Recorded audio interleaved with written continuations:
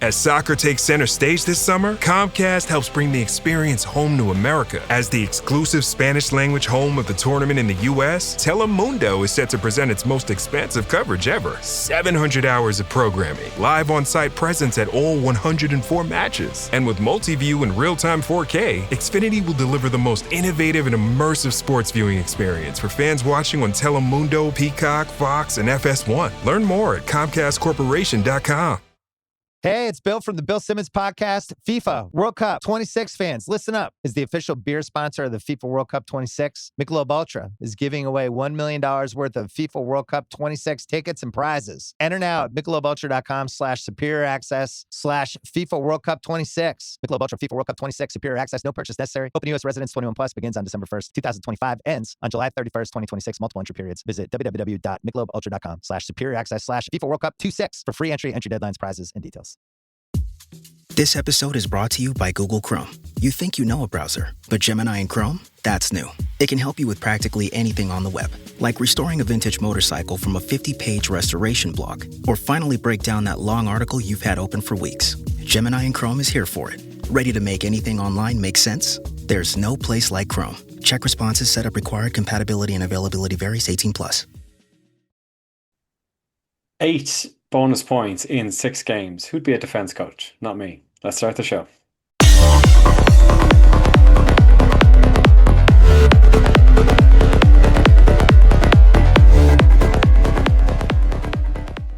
Okay, hello and welcome to this episode of the Interpro Show, featuring me, Ben and Adam. We are Caolan this week, but we're gonna give it a good old whack anyway. We've come together in the spirit of, as opposed to what we usually do, competing against each other, combining our forces to take on the one true enemy, the Southern Hemisphere.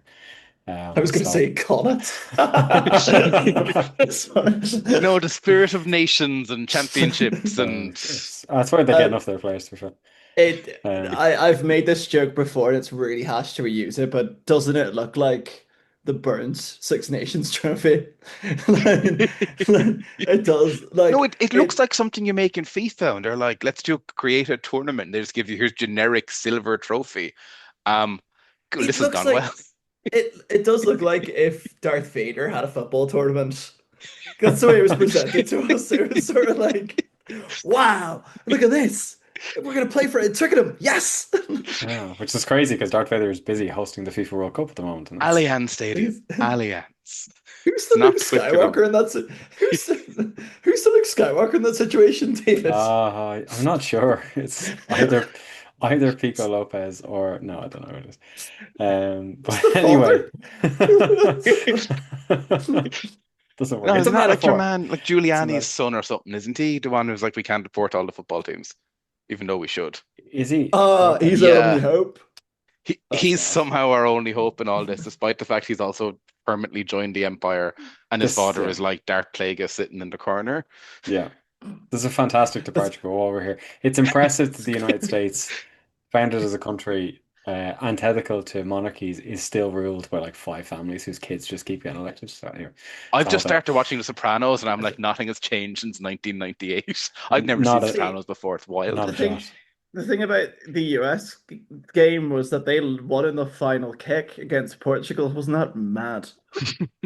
They won the final kick against Portugal, and when I typed in USA v Portugal, it comes up a friendly. This is how struggling rugby is at the minute. It comes up a friendly from April, a World Cup warm up where Portugal won 2-0, and so I have to physically type down rugby, and it doesn't even come up. It doesn't even go. To drag us kicking and screaming back on track, there was a USA match today. The Ireland under-20s had a great run out against them. Probably not enough to rescue the season up until now, given the performances against Argentina and England. But that was a good run out. It's good to see the lads get to finish. We weren't bad against Argentina. We pulled that. We weren't terrible, but it's results based. Did we record for that? No, we haven't recorded for like 2 weeks last week. So if we want to pass comment on that, there was definitely. I watched the England game. I don't think I managed to catch the Argentina game. There'll be some frustrations there, but there is always this thing of those England lads do tend to have a lot more game time under their belts than Wednesday, but Yeah, like they have yeah, is it the Prem Cup or the LV Cup or something where like they yeah, give a they lot of the The younger lads run outs. the yeah. Prem Cup is an interesting premise because there was a time where the Prem Cup, when whoever won it would have went bankrupt the year after. Because I swear it was Worcester, London Irish, and Wasps. Wow. It's just sort of like, oh, Pose and Chalice. But So I was gonna say, should we have a type of cup like that in Ireland? But hmm. well, we did. Like we had the was it the Celtic Championship or the We had the Celtic Celtic something League. for We had the no, Celtic we League. we had like a cup thing that was it was Glasgow, us, Jersey. Was the that not Red the one? Imps were in it for a Yeah, while. it was the Yeah. British and Irish League. It was the British and Irish League because it would have been the Ulster Ravens squad would have played in that Yeah, tournament, that thing. We sent and like the wolf puppies to that, and it was Munster sent like the sea people. Yeah. urchins. But the thing is, like The Angela Ashes Select played that in half but Limerick and it was fine. the thing is, though, I think for an Ireland standpoint, I think it would make it so much better if we were to do that league again. And I think it would actually make, developing players way more easier. Look at the women's game and you look at the Wolfhounds and see how well that's doing and see how the fact that they're going into a British and Irish league potentially. Why don't we do that with our second string teams? Why did we open up that time again? Why did we have £5 games back at Ravenhill?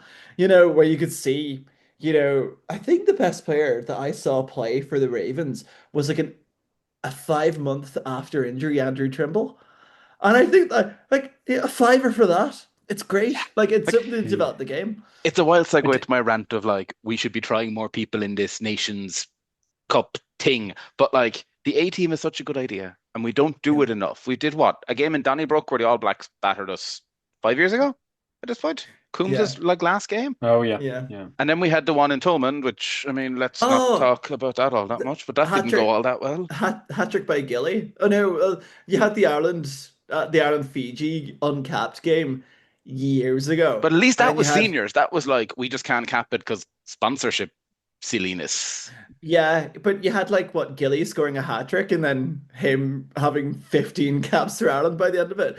Yeah, We found players by doing that. Like I think what we need to say about we can get onto rotation in a bit. I feel like we're jumping too much into rotation talk. We speak before about we that when talked we about a talk game about we actually Japan. won.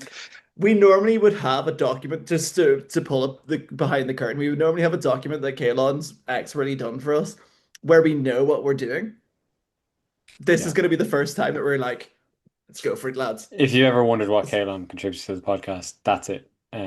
Oh, there's No, also he does really more, cool but spreadsheets as well. yeah. There's really cool spreadsheets that itches a rugby nerd Even part of my even the brain. last one of these that I hosted, masterfully, I might add, I did have a script from Caolan. That was how I did a lot of those links. So So if yeah, anyone wonders why this has happened, it's six because to eight minutes in, because we're literally going blind into this. it's because the one person who managed to get a paying job in sports journalism is currently doing that job. It's just covering a different sport. So we've been left to our own devices to do The whatever teacher's this not is. in. Yeah. I think the last time I signed off, I did say I don't know when we'll be back as a podcast. I still don't know when we'll be back as a podcast, but you will have this to listen to It's for see this the week. But thing hey, is, round one of the Nations Championship was Saturday. Round one of the Nations Championship comes to a yeah, close, and uh, so it's very nearly. he needs to Uh, remember us when he's famous, or what if we become famous? That's the whole thing. Like, exactly. like He what if leaves and this is the suddenly the podcast podcast takes that If off. this explodes? episode launched us into superstardom, we're the only Irish podcast talking about the Nations Championship that isn't a I, 42. I love like when we promote the global game line midway through, we should go like, guys, can we hit a like count of 5 likes? But like it's the thing about it is that we are going to talk about Australia. David, lead us into Australia, please. Australia. So what a game! I think the what's the classic phrase? It was a game of two halves. It was a something of two halves. It was. I would say three An quarters. interesting launching point. I unfortunately didn't get to watch it live. I did get to watch it back, knowing the end result. And I think the number one comment we had at the start of this call, Adam, was there were a lot of times watching that game when I genuinely went, how do we win this? How do we come back here? Because for a long time Yeah. there, it really didn't look like we were going to. And I don't know if that's enough of a jumping off point, Adam, but do you want to pass some comment on the nature of the start of the game, certainly? It was bizarre. It was one of those where we we tend to talk negatively about Irish rugby, and sometimes there's games where I feel like I am led into this fact that I don't think at parts that we are world beaters that we say we are. Um, the first couple of minutes, Australia scored quite a nice try, and was it was primarily based on the fact that we didn't have any talk in defense. Our defense was stretched. Our defense was not even stretched. Like, I think the issue was that we weren't stretched enough. We were too grouped up, and there was no discussion. There was no communication, and then what? 9 minutes later, we were caught out doing the same exact thing. I mentioned how on the United Rugby one, no, the Nations Rewind, sorry, apologize, about how Has it been renamed? Sorry. only for this summer, the Nations Okay. Rewind. So just to avoid confusion, guys, it's the same but different. But it's really frustrating in times where we had that try. I'm not going to mention the defensive mishaps. Actually, no, I am. When you have our weakest link in defense and we push him out to the wing, typically in a normal game of rugby you would have somebody else to back him up. But when that player isn't a traditional winger, it makes it a whole lot more difficult in my eyes. I thought that when I saw the team, I would have thought that Hugo Keenan being in wing would have been a safer option. Um, but then hindsight's a wonderful thing with Robert Balakoon going off injured. I don't think Jimmy O'Brien did much in the grand scheme of things, but he only got shoehorned in at the last minute, which is fair enough, fair play. But Osborne and Prendergast were both caught out twice within 9 minutes in that wing, and it was for the same exact thing of the miscommunication was there, and it was so clear. And Joe Schmidt is a tactical genius when it comes to things. He knows the strike points. We've seen his Ireland team. We know he knows the strike points. We know he's a big rugby nerd where he just all the sort of tactical genius in his head. He's got those wingers watching how Ireland defend and saying, this is their weakness. Drag them out to the wing. This is how we're going to do it. But it felt like our weakness was generally in defense. That first half, our hinge defense, I think it was like 35 missed tackles. That's the statistic. That's not good enough. The second half, to be fair, worked so much better in our favor. I think the Prendergast and Van der Fleer, and I love the way that they just put on the Nations website Fleer. It's not Van der Fleer, they just put Fleer. Um, those two tries did keep us in the game. However, there was multiple points of the game where I thought Australia could have killed it dead and buried. They should have killed it dead and buried by half time, but they let us in again. And I felt like it was a like I'm happy with the win, but I'm not happy with, the history books will say it, and David, you will say this yourself. Andy Farrell's all about the wins. He's all about making sure that there's a win, and the history books will remember it as a win. But I would remember it as the time where there was no structure in the first half. It felt like we weren't woken up. Our attack was superb. Sam Prendergast's attack was really good. I thought he was exceptional. I honestly think that his spiral kick that he did, I think it was in the second half. I'm sure the comments will correct me if I'm wrong. I honestly think that was the linchpin turning point for us to win. That that spiral kick, in my opinion, gave so much more life to the game. His quick thinking, but his defense is just so. And I know it's low hanging fruit, but it's so frustrating to see a player of that talent in attack defend so poorly. Look, I think it's look. No one, even people in the comments, aren't going to tell us Sam is an excellent defensive player, because he's not. But the Irish setup at this point should, and we saw it in practice with Six Nations. They've learned how to compensate for. Yep. Because you can't in attack. Sam he's excellent. Munster head to one side. His spirals, his general take it to the line and give it off is excellent. There's no one does it like him in the 10 shirts. Certainly that Ireland have. Jack's an incredibly different player. If this is how we want to play with Gibson Park and dovetailing into 10, it has to be Sam. He does that in attack. I don't understand how if we're going with Sam, and we know he's not the greatest defensive player in the world, we didn't book Keenan on the wing. We we didn't overly compensate for that by even keeping a flanker or keeping even Bundy just that back in the defensive line to cover across. We shimmied almost like a Yeah, crab and then left one of Sam or Osborne just sitting there to be picked off. And it it's made no sense. I also do think that's an issue that Ireland have. Like we would say that, there's an Ireland quick and then there's a world quick. Our backline wasn't quick. And that was shown in that first half. I felt like it was almost like hot knife through butter moments where Valentini would have ran over a couple of our players. And to be fair, he ran over a lot of our players.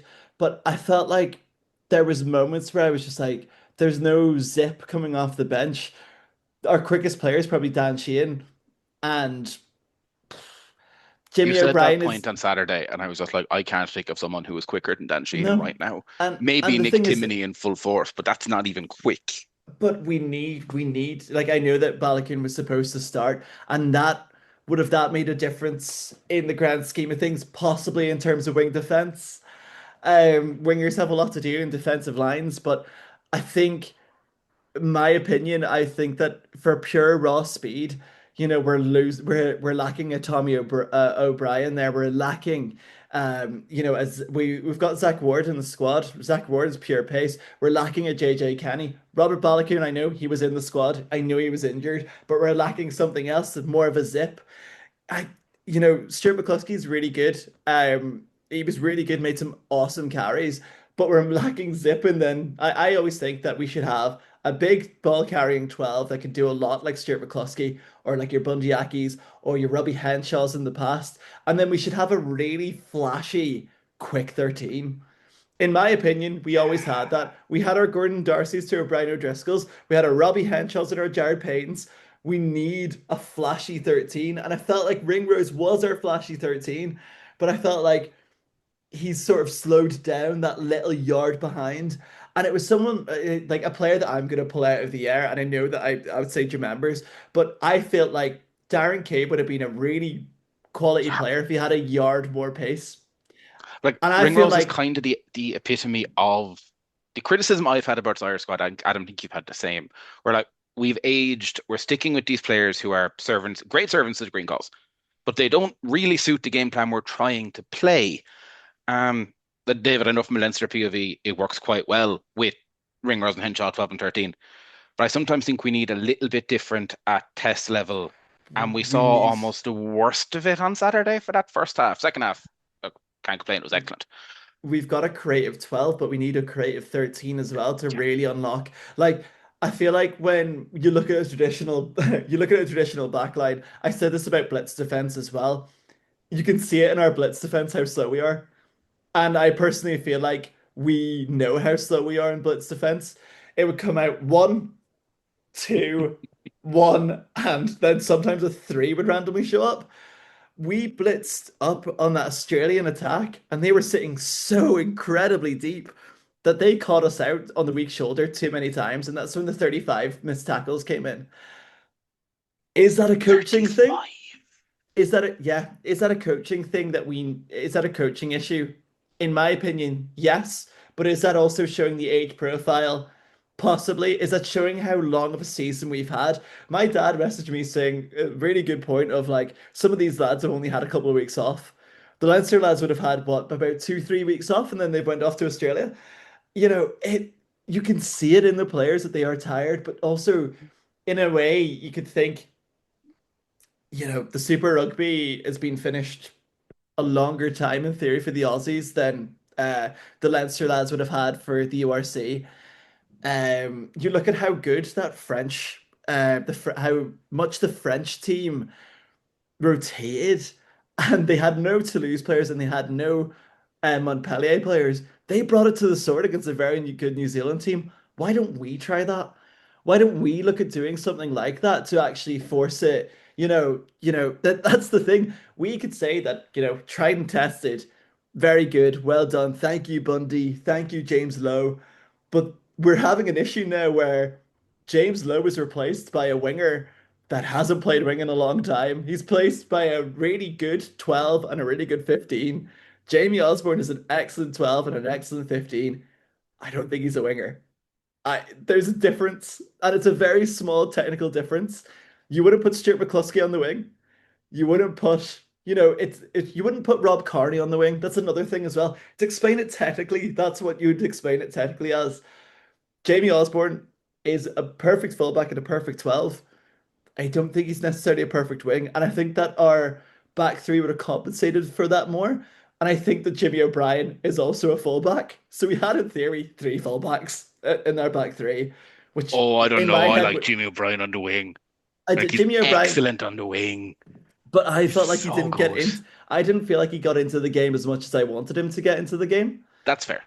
Do you That know, is like I would have wanted him to be more like a Tommy O'Brien looking for the ball, searching for the ball. Mac Hansen, before he got injured, was really good at looking for the ball as a winger. And he was a zippy winger that came up in between players and he would have popped up randomly in between players. That's the type of winger that I want Jimmy O'Brien to be, but I feel like he hasn't been like that for Ireland. It's either that or in a way we haven't suited that game type. Where's our floating wingers? It worked out so well in the Six Nations in attack. I loved the way that O'Brien and Balakoon played. It was really cool, and it was really good to see how they both were linking up with each other. We didn't really see that much with Osborne and O'Brien, but it was those moments where I looked at the bench and Gibson Park is our best player. It was our best player by a mile on the weekend. Like, well, actually, it was him and Hugo Keenan. Those are the two undroppables in that squad. gonna But say Nick Casey, Yeah, Timoney also thought he was excellent. Timmy was great. Excellent. But yeah, he's been Kate, an yeah, excellent impact player. I think I don't know. I've been kind of looking over the team, and it's a slightly interesting one in that I think a criticism some people on this podcast would have had is that there's a tendency to be overly conservative in our selection calls, and I think there is an element of truth to that, but simply through injury and player inavailability for other reasons we have ended up with a relatively strong team. large degree of rotation as well. Like the fact that Mm. Tom O'Toole are starting loose head, the fact that Kellen Doris isn't in the back row, the fact that Ryan Baird isn't in the back row, the fact that neither of Jamie Osborne and Jimmy O'Brien are wingers. Um, the bench has Jeremy Lockman, the bench has there's it's the strongest available, but that's taken a step down from what the strongest actually is. And so I think particular Osborne is probably the totem example of it, where he's a player who's rated highly by the coaches, being shoehorned into a position that maybe doesn't suit him the best. And if you're going to be forced to rotate in a position like that, you're probably better off putting in a player like Zach Ward, who's actually excelled in that position, because Or Jacob then he Stockdale was can there. he can bring what he's good for in that position. I feel like in Jamie Osborne, you're taking a good player playing in a position he can't excel in, and you're almost getting the worst of both in that. You're not adding a particular degree of depth, because I don't think Jamie Osborne's long-term future at test levels on the wing, and you're also not getting a great wing performance out of him. And I think in the case of Osborne, he's allegedly told the coaches what his favorite position is. I'm convinced it's 12. That's the understanding. Jimmy O'Brien, up until relatively shortly before the match, didn't think he was going to be playing. So Yeah. that kind of roving freedom. James Lowe used to be great for it as well. That Irish Wings have had. I think these two lads were less inclined to do that because they were out there in a holding pattern. They were out there in the guys we would really like to be in these positions aren't currently available. So you're going to go in and just hold down the fort. And so you get what are fine but relatively unimaginative performances. It's Yeah. a knock against Jimmy O'Brien, but it's almost a knock against the coaching staff that he played worse on the wing, not terribly, but didn't bring as much on the wing as he had even been doing for Leinster in the lead up to the end of the season. And it's easy to forget because he wasn't playing in the final run URC games because there were just a lot of available back three players. But he had some excellent moments for Leinster in the back three towards the end of the season. And he couldn't even bring that form to test level. And I think, it'll be a test now to see going into Japan, because we want to see a bit of freshness. I think, Ben talked about having Robbie Henshaw and Gary Ringrose for Leinster. Henshaw's not here at the moment. Gary Ringrose is a tired looking man. He's not the only one on that team, but there's a lot of tired looking guys in that team. And I think you're doing both Ireland and our selection depth and Ringrose himself a disservice by constantly shoving him into these things. You're Um, lessening his career. That's what it is. That's what it but I honestly think is his looking like. career has already. It's like the fact Not that past, but he's coming into the sunset of I it think he's nearly older at than this. he is on. He's He's older than he is on paper. Like I he's had a friend, 30, we were he's talking about him a few 31, years like, ago, and she couldn't believe at the time that he was still under the age of 30 because he'd been on the page for yeah. so long. He'd been there for so long. So, and Henshaw's the same. Like it's easy to forget how young Robbie Henshaw was in 2016 in Soldiers Field, in that brilliant performance from him. But he was very young at that time. Yeah. 2016, so he would have been 23. So like it's easy to forget that. I think that's the downside. When people say get these young players in, you do want to get the young players in. But look at New Zealand and their wingers.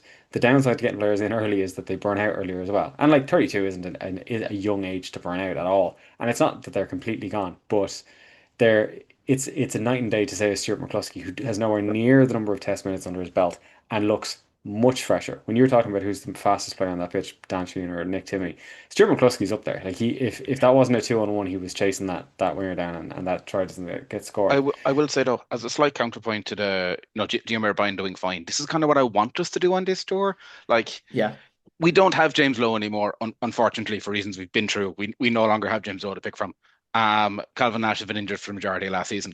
We don't really have experienced test wingers to play in these kind of games. Use this Nations Championship as try Jimmy O'Brien. Let's see what happens. Yeah. Throw Osborne Yeah. in there.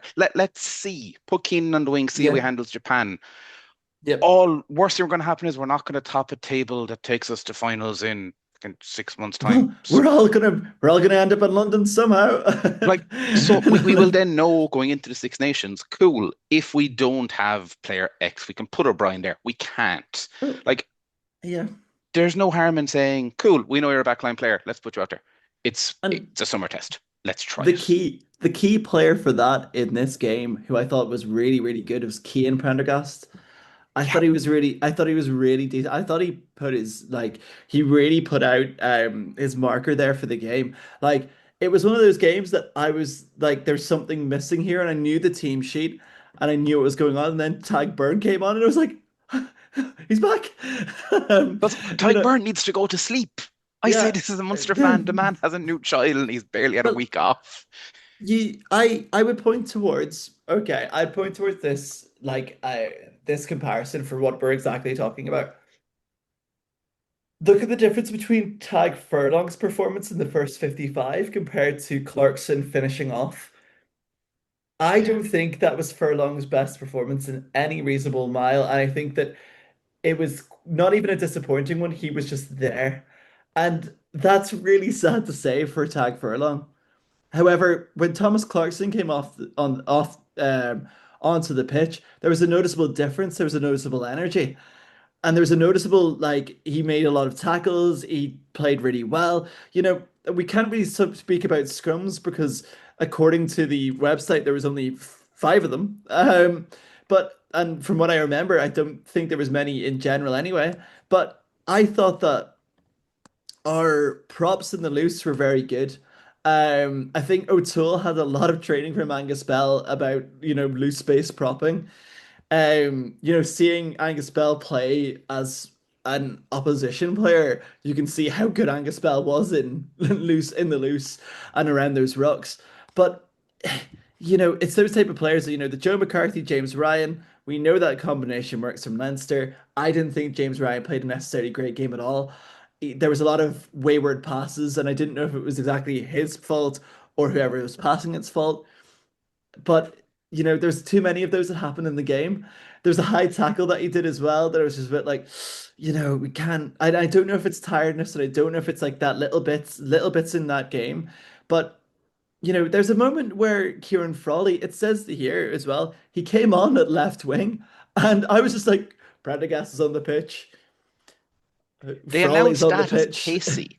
at one point, and Yeah, I was yeah, like, that's what why I is thought. Yeah, Casey coming on left yeah, wing? Casey doesn't have red hair. Who is that? yeah. But it was like, is Frawley going to be the new speedy back for Connacht? But there was a lot of selection confusion. The only pace that was really brought on to the pitch was Nick Timoney. Jeremy Lockman had quite a bad injury, it looked, and I hope all is well. But with Jeremy Lockman's injury, we might have Billy Bowen starting next week. We might have a Sam Elo starting next week. You know, it's really annoying as an Ireland fan to see really bad injuries and not sudden international retirements, but international retirements meaning shit, we're going to need to find another player. Do you know what I mean? We're not Yeah. always going to have a natural success. We still don't have a natural successor to Johnny Sexton, let's face it. And We like went we're not through saying we're countless not saying fly Jeremy halves. Luckman is retiring for or anything No, of no, that sort, just no, to no. clarify. But look at the James Lowe situation. We put in a left winger that hasn't played left wing, and David, how did he play wing at all this year? He wouldn't have played wing at all this year, would he? Osborne. I don't know. I'll double check now. He's been playing most of his game in the center or at fullback. Yeah, It just wouldn't have, like even with Leinster's like layout, it wouldn't have made a whole lot of any sense sense. for. Yeah, it doesn't Um, really make any sense in terms of, our setup either, because we do have those wingers, we do have those power wingers that come through. And he's an However, I excellent think, center. Like he's excellent at center. yeah, yeah, I would You have had would he him. hasn't. I would have had him at 13. Yeah, I would have had him at 13. Like, I think that he's that creative center that we have. You know what I mean? Like, he's so good in those positions. But I think Osborne was almost trying to play the Rico Iwani role that Rico Iwani played very well towards the end of the season for Leinster, but it didn't quite work. Uh, it was really weird. Like, when we speak about the type of game that we had Gibson Park scoring a really Gibson Park based try, and I loved it. We had Keenan scoring a try that had echoes of the Lions game. Like, I'm sure the Aussies are sick of Hugo Keenan. Hugo Keenan lost, what, 7 kilos in weight and still performed in those Lions tours. But this was Hugo Keenan fit and well, and it terrified Australia. Like, uh, Sam Prendergast was excellent in attack as well. Like, there's a lot of positives to have in this game, but in my opinion, we need for this type of result for the 33-31. And David, I know that you said, and I do agree with you, there was a lot of rotation, but that was rotation through injury. For 33-31, I would have accepted it more if we had a little bit more rotation in there, but like not injury forced or retirement or whatever, but if we were to try something a little bit different with this team, I would have accepted 33-31 because this time a year ago, we would have probably beaten Australia by 40 odd points with that team. There's no evolution from the Six Nations. We've had a slight like backward step, but then you look at all the other teams in this Nations Cup and there's no right way to defend anymore. Like there really isn't, but it's trying to find that right way, and then that team will win the World Cup. Look at South Africa. And like it's yeah, very difficult for Ireland because like as much as I have harped on, but continue to harp on that I want rotation, that I want to see players being brought in. And Dave, I think you made the point last week that like the IRFU's entire yearly budget is based on selling out those November tests. It's a moneymaker. We can't, and Farrell, I'm sure, is told you can't make 16 changes and lose all 3 games. Because Yeah. then, like, it is unfortunately with Irish rugby now, and the state the game is in this country, we're a rock and a hard place. My dream would be 15 new players play Saturday. It's not going to happen. No, Like, it's it's just not. and you think as well for the expats in Australia, they want to see the Bundys, they want to see the Yeah, Danchians, but it's the exact same as in November tests, and we're right. I grew up, grew up watching rugby, and I don't remember a time where, you had your Brian O'Driscolls being household names in like 2011, 2012. You had Johnny Sexton was barely a household name until 2016, 2017. That was the linchpin moment for Irish rugby. Paul O'Connell was barely in, it was a house, and we're talking household names. If you were a sports fan, that would have been that. But if you would have asked your grandma, name an Irish rugby player, Paul O'Connell wouldn't have been that player. That's what I mean by household yeah. name. Now she could probably name you James Ryan, Prendergast, Gibson Park. But that's the thing. Just we saying have Prendergast, you these. get a two for it. It's fine. Yeah, you can say the words and you'll be like, pretty nice. But you have these poster boy players that we lynch onto. Go on the Irish Rugby Instagram. It's guaranteed to have game week, Gibson Park, Burn, maybe a photo of McCluskey because he's cool. I'm an Ulster fan. But they're all No. pinpointing. They're all pinpointing the provinces that make the money. They make the tickets. They're the reason why you're going. It's almost like an exhibition match of, it's almost like to put it in a wrestling term. Here's John Cena and he's 50 years old. We're gonna push him out. That's what we're doing to Tag Furlong, essentially. That's what we're doing to Gary Ringrose. We're like, go. They're gonna play, and Andy then they're gonna Farrell is play Vince McMahon. against. I'm so sorry. No allegations were made. But look at how Australia are developing their teams. Look at how France are developing their teams. You take away Dupont, they've got five players that can walk into any type of team in the Northern Hemisphere or the Southern Hemisphere that can play in South Africa, like can play scrum half. We don't have that. We have a lot of very good players. We don't have players that are like, this time next year when Nathan Doak's a household name, come to this podcast. I'll be saying something completely different. But look at the development.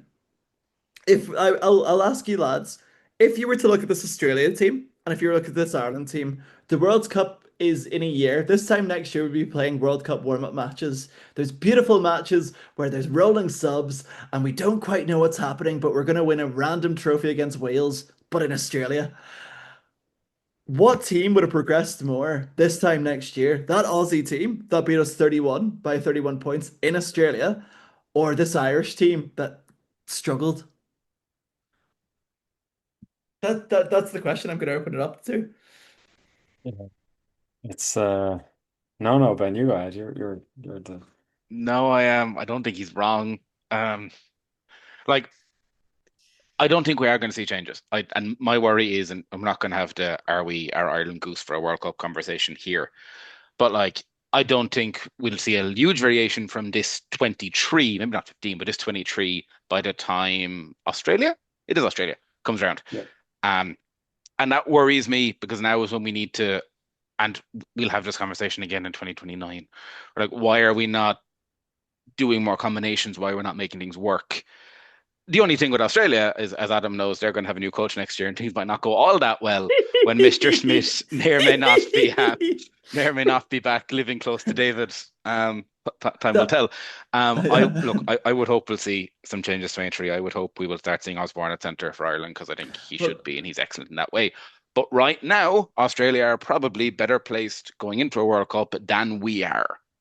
David. if we, yeah, Yeah, David, I don't go. know. I think there's an element of that, but I do think I think the best thing that can happen, this is a very obvious answer, but the best thing that can happen first in the next, what is it, 14 months is that we can clear as much of the injury list as we can.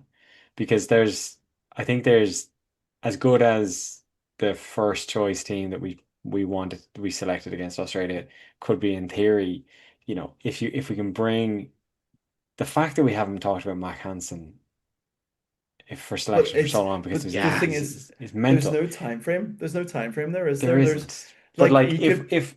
if we bring back in Andrew Porter and Paddy McCarthy, and then we bring back in Ryan Baird, and then we bring back in Jack Curley, and then we bring back in Tommy O'Brien and Robert Balakoon, the team starts to look a lot. That first I, choice 23 that you can select starts to look a lot. And yeah, like it does. I suppose the problem is that we're kind of saying that when we have to fall back behind those players, we're maybe lacking as much of the strength and depth. But I think there's a reasonable argument to make that we could have given a lot more guys a lot more caps, and we just wouldn't have found anyone who stood up in exactly the same way. Yeah, So it's but I it's go a I go yeah, back then to my question of the Leinster players are shattered. They've been going consistently since the Lions tour. If we're do you trying think to that's a limit big problem? injuries, not just give them 3 weeks off. yeah. I think Yeah. and it's not even like a jokey way to say that we do, but these are professional athletes that play. Like we're wondering why these injuries are all coming to us now. the players' calendar has gotten that big. When this nation's championship finishes, some of these players that wouldn't have played many games in the nation's championships would probably have around 2 weeks to rest. Then it's preseason, then it's strength and conditioning. You're back on it again. But I think in my eyes, we have I agree with you, David. If without injuries and things like that, without different things, we do have a very good first team. However, in my ideal world, this is when we start to build the bench. This is when we get our Billy Bowen locked in at 17. This is when we get our Sam Elo locked in at 18. We need to find a, a proper, like, and I'm not saying that Rowan Gallagher is a really good player and he's a really good 16. However, when you look at I throw back to when we were in the Rory Best and Sean Cronin days. Sean Cronin was like a live wire. He came onto the pitch and he was like a live wire. He was really hungry for it. Ronan Gallagher was that pacey hooker before we found a hooker that can run 100 meters in about 7 seconds. We need someone similar in that mold to come off the bench. And that's when we should be looking at the likes of, and I know I'm an Ulster fan, the likes of Tom Stewart to be in that 16 jersey. We need to build a really impactful bench, but a young bench, so that we're not throwing caps out willy-nilly, but we're integrating them into the squad. This is a nice way to integrate Like them into the squad. David Cormac does is a make a good point, Chukwu. but we'll have Izzy, we'll have Balakoon, we'll have Edwin Dogbo, we have I genuinely forgot Mike Hansen existed. We have got a lot of injured players to come back into this squad. As Adam said, we should be for to me, and I think we agree on this. We don't agree on much. We should be using this to let's bring lads through. Let's see who we have. Let's get that depth going to Australia, because we've gone to how many World Cups now? Have we just gone and had pain and torture and suffering? Well, I How do many World think Cups have there been? Yeah, exactly. But when you look at David, when you mentioned the point of the caps and throwing out them willy-nilly, you look at England and you see how that's not working. But they've got a way bigger player base. The IRFU control everything about the player base that we're in. Everything about it, to the point that if you move out of Ireland, they don't really recognize you unless you're Johnny Sexton. If we would have had Simon Yeah. Zebo racing 92, or actually Tommy Bowe when he played for the Ospreys as well, like there was another player that kind of was there. But the IRFU control these players down to their minutes. And there's something not quite right with those minutes. And we see these big injuries and we see these big sort of moments where we do have a tired looking ringers on the pitch after 20 minutes. But then again, when you look at other sports and how they manage their players and how, different things have came, and I know it's different players, but I'll throw this one into the atmosphere, into the thing. It's like that Harry Kane interview after the Azteca. He was really tired, but he could probably play on for 20 more minutes. But his minutes are managed. He's got a good physio, things like that. Is rugby having a crisis where our recovery isn't quite like we have 20 stone men running into each other? Is our recovery not quite at right where we can't afford to have as many games as we're having? Because this nation's championship is adding what, two more extra games that players are going to have if they're competing to the highest level that we don't really need, that we can't really afford. Bearing in mind that the Champions Cup, they're traveling around the place. The URC, they have to have two weeks in South Africa. Those players in South Africa have to have 2 weeks up north. There's going to be so many different factors. You look at England having to play what, a game in Merseyside. They played a game in South Africa last week. They played a game in Merseyside this week, and they're playing a game in Buenos Aires the week after. How is that helping the players? It's not. It's making money. This whole thing is money, and but we should be using it as we're gonna build a squad here. This is an opportunity to build a squad. Summer tours are made for that. And I feel like minutes, and I think the benefit is that we're playing Japan and Australia, that we're not traveling that much. But that Japanese side are coming over and traveling. This is our time to build the squad. This is our time to throw some new boys at it and actually have a go at it. Because that Japan squad, based on that Italy game, are very decent in that tight five. Yeah, I think a problem as well, and like it's a very obvious problem that we have with our provinces, but I think it'd probably be naive maybe to not think that it's going to inevitably be a problem with the national squad as well, is that as well as like this ever expanding global calendar that we have, we also have just general budget cuts and things being wound back a little bit. But I think you're right. I think if we're going to have more games on, we need to have more players playing them. That's the only real, yeah, from a physical way, sustainable way to do it. Unfortunately, the push at the moment is to have less players because um, everything is cost, everything is money. like Wouldn't be who's surprised if that's half the reason why we haven't called it. Like I know, I assume yeah. there's some hope that Jeremy Loughman's fit by the time Ian Park rolls around, but the fact that they haven't called up another front rower is a bit wild on that But one. Um, we're gonna yeah, probably call up Tom Court of in course. that line. But the thing about it is that there is money going around in the game, but the money's going to the wrong people, and that's the thing. Like if I'm getting into this conversation about how we split a thing, Leinster's squad is like a skeleton squad compared to what they had last year. Like you haven't made a massive signing. We haven't had any. Leinster are a prime example of there is mismanagement somewhere in terms Yeah, of money in like Irish rugby, and use their look, league we're not winners. going to solve it, but like You like Leinster won the league, and we've got more non-Irish qualified players on bigger money, probably. But that's the issue. Like, it's becoming a very greedy game, and we're getting more and more locked away from it. Yeah. But to players are make a also joke good. about it, I never thought I'd be here saying we should give Leinster more money. I never thought that would be But where I end the Well, even conversation. that, I am don't I? know. I think we're in there's a problematic situation in which so much of rugby is cross-border, and it's really hard to manage monetary matters cross-border. So you want a hard Because border for the rugby? Wow. Crucially, we did win on Saturday, though. Just Yeah. to, we did win on Saturday. we did That's the crucially thing. win. Like we did manage to pull it out. I think it's a testament to Andy Farrell. It's a testament to like the mentality we're building in players.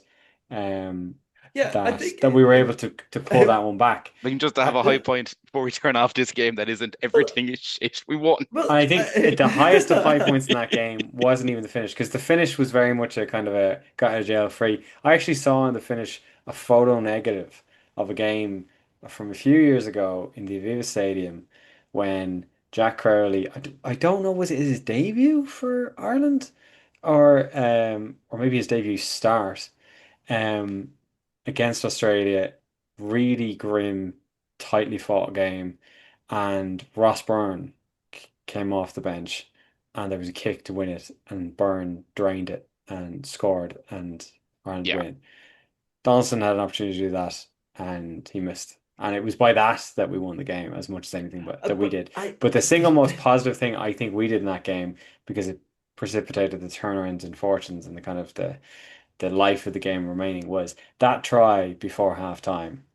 Even though I do think the ball is forward, that try before half time was audacious. It was well put together. It was strong phase that play, was Gibson and Park's finish, wasn't it? Yeah, it was that's Gibson right. Park's Yeah, finish. It was just, it showed it exactly the was. kind of attitude. And I feel like it win or loss, if we could show that attitude more, Yeah, that's yeah. almost what people want as much as anything, yeah. is that kind of energy.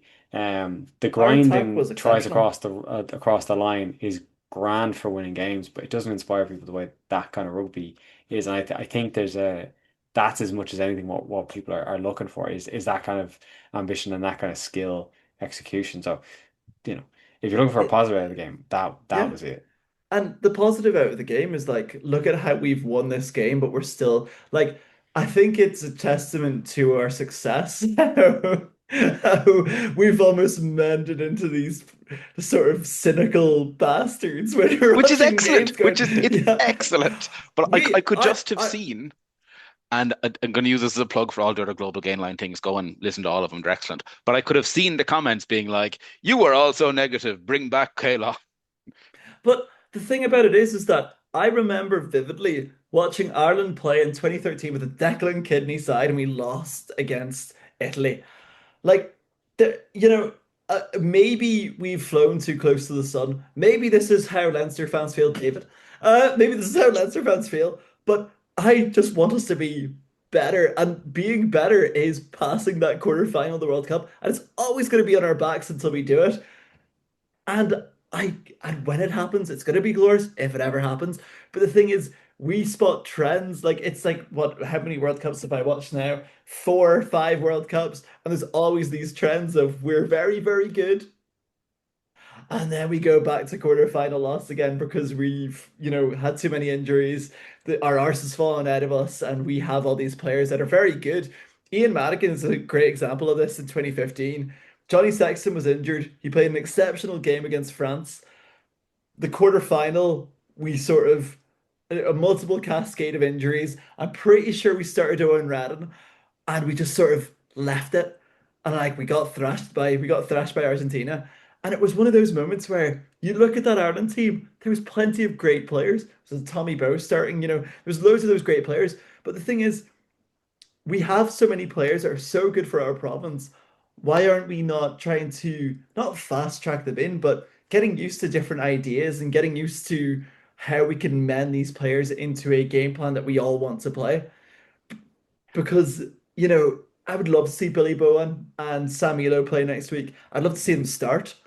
You know, the Ward brothers, I'd love to see them play next week. In an ideal world, I would love to see even a Harry Byrne if I was to throw in being a little bit cheeky, a Craig Casey Harry Byrne combo next week, just to see how it works. I don't think it will happen, but based on the things that we've been said, could happen. Not the Harry Byrne and Craig Casey, more the Ward brothers and Bowen and Elo. But David, on next week, changes you'd like? Just would you agree? Also, Craig Casey should start, Adam. Craig Casey starts. fraud Yeah, watch. Please.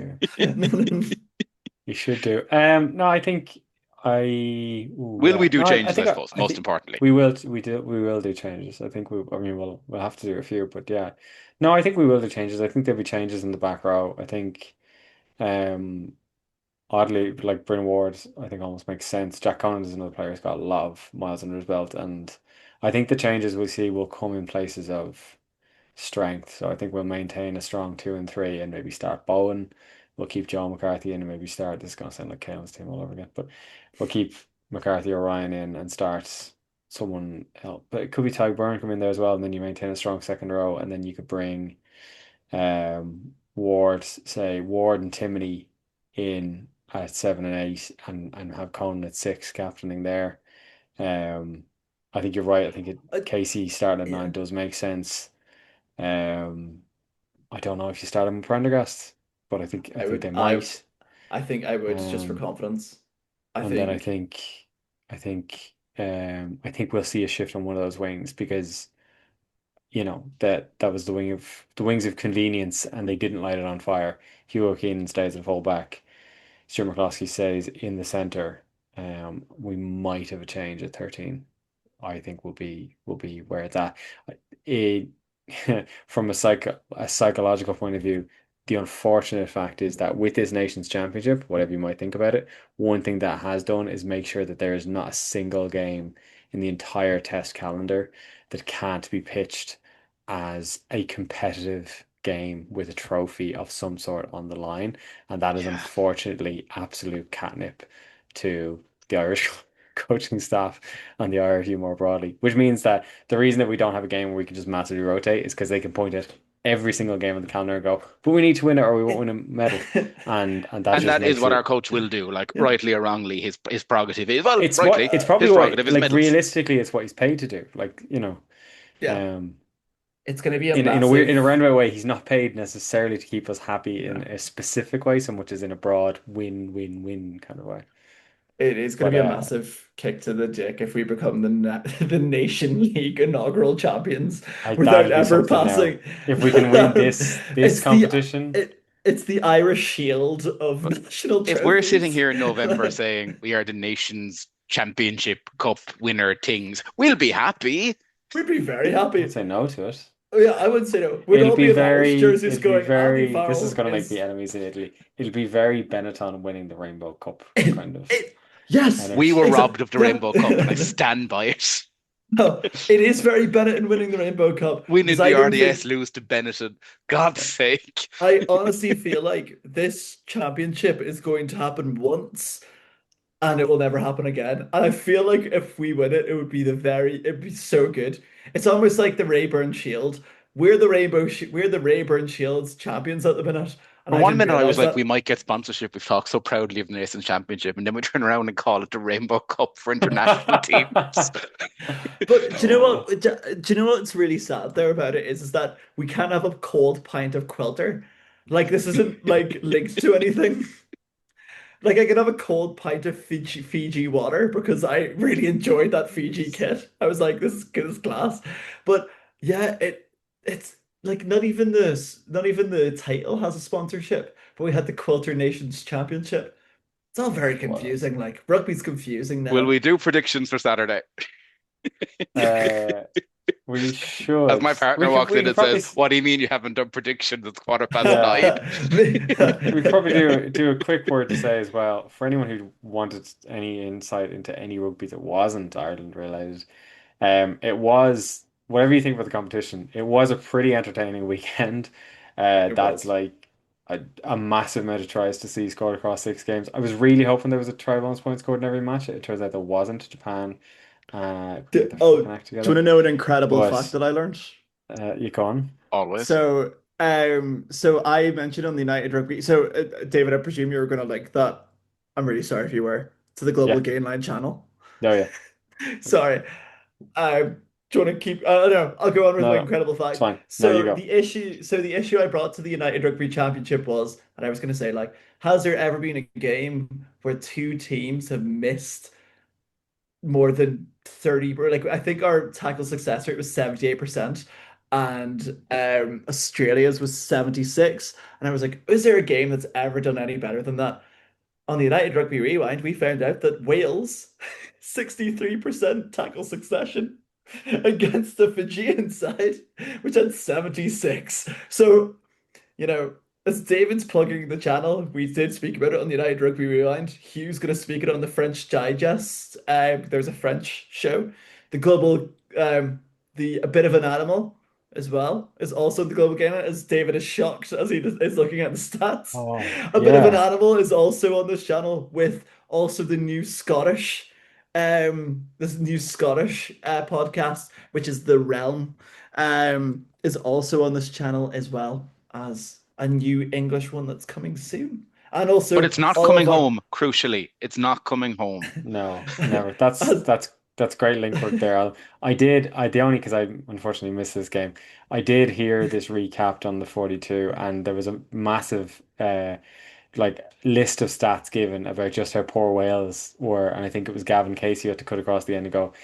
The final score was 39-24 to Wales, so I think that's probably the stat that they care about. it was But the greatest game I've ever 42 watched. missed tackles is It's the appalling. it's, That's it's only more six more than us, though. That yeah, is that, but yeah. that's Like, it's a lot more. That's It so was bad. and that Fiji Fijian missed team Fiji missed 16. and that That's Fijian team would have thrashed Australia. That's my worry. that's Uh, wild. but yeah, listen to all the great podcasts we have on this channel because we are growing and we're all gonna have a provincial podcast as well. More of us, Munster Pod, Leinster Pod, Ulster Pod, and a Connacht that's Pod. definitely More of us. enticing. Jeez, I'm oh, it gonna couldn't have get three better. It can podcasts always next get year. You're never better. gonna escape me. And if you could Are we share the beating show with Japan? one Yes or friend or no? even leave a comment, makes a huge Yes, difference. yeah, we will beat Japan. We will Me beat Japan. and Ben's gonna realize that I'm 5'8" on Saturday as we're meeting We, for the we, we first are time having watching like this. a cross-country Interpro Remember Me session on Saturday morning. It's going to be We're excellent. and it's Yeah, not Adam was the happening. one person who couldn't make it to Limerick, so now we're bringing the show to him. The Interpro Show goes Tranmere Rovers is going to happen. It's gonna be a it's gonna be a vlog. It's gonna happen The on the Interpro show show. goes Manchester to do, and it'll be fine. But yes, we will probably win on Saturday. Yeah, we Yeah. will win. We will Yeah, I think win. we will. I think Japan are a strong team, but I think that result was more indicative of Italy than anything else. I think an Ireland team that has enough to cling on and fight back a victory against that Australia with that kind of lead, Japan, but the best will in the world are not going to be able to overcome us. Yeah, so I think we'll probably win it. Hopefully. Yeah, Last time we and I said do. this, we lost to Japan. It was at a It's World true. Cup. I do want to also issue an apology to everyone who's listening. There was a bit in the middle where we had a properly decent conversation about the state of Irish rugby, and it's been bookended by absolute mayhem. So And I wouldn't have it any other way with the Interpro Show. I feel like if you were I listening to know, this podcast I a know lot, you wouldn't. comment if you listen to this podcast a lot, Very because much the I feel like architect. our whimsical stories that we Like, if this is your first podcast, I'm sorry. But if you keep coming back, you know what you're doing. it's yeah, Like, but the thing is, go back into the podcast. There's much more whimsical nonsense that we have had on this show. there's We did it. quizzes. There's quizzes. We once had two Irish provincial shows, two Irish provincial games to talk about, and we made a quiz. So It's true.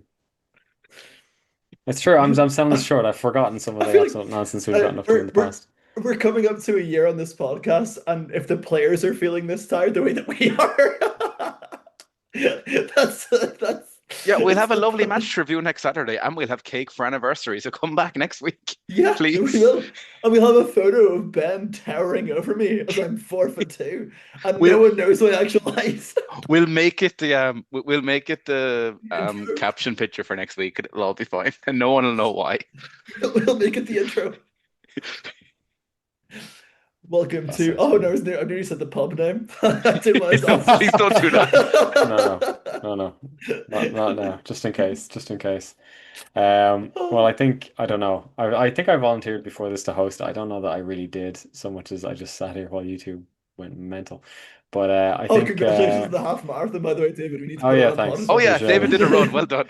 Yeah, and if he's listening, I absolutely smoked Will Slattery's time. But anyway, so We thanks. did more running than Tag Furlong did on Saturday. So, and that's saying something. So, thanks everyone for tuning in. We appreciate it. We will be back next week. I think we're going to commit to that.